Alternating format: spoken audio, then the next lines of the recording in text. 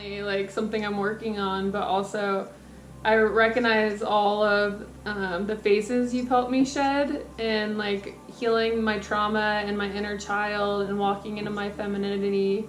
And I'm still actively working on accepting my shadow side, but I'm closer than I have ever been. And I wanted to see if you have any perspective on how to welcome that in more. From what I can see, your shadow side is just right outside of your consciousness, and it's not in a constant conflict with you like it always has been. I mean, it's still there and it's coming in like around the throat, but like it's even when I thought of you earlier today, my throat got tight and I was like, oh, there's something, a little shadow coming in around the throat. So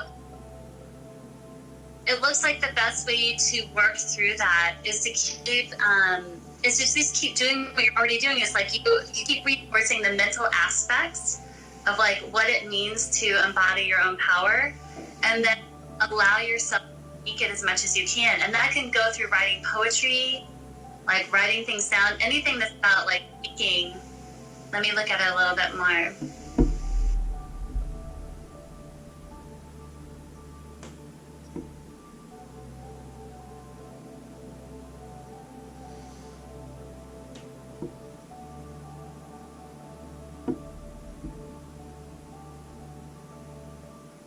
So it looks like it's the energy, the sort of shadow energy will move between the throat and the heart area, and then it'll move back to one to the other when you're, like, depending on what you're doing.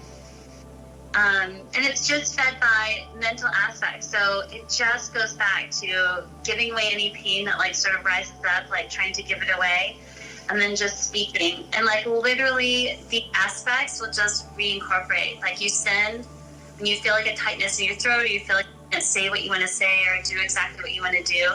Like send your shadow love. Like literally think of a shadow and like and send it love.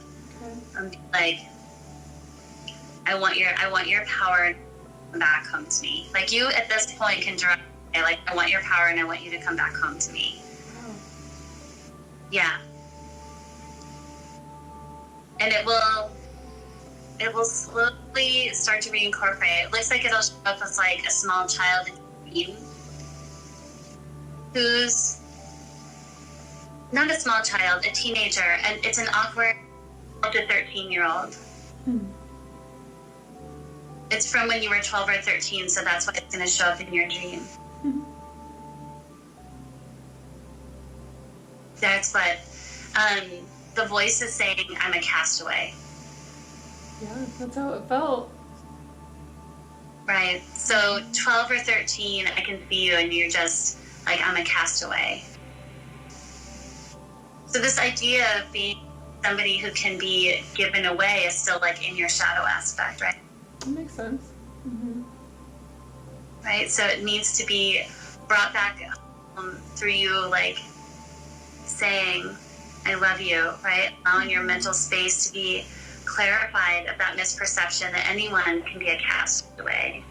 Yeah. That anyone is somebody that can be given away. Right? It's the very things that we're talking about. Right. Slavery, enslavement, being given away.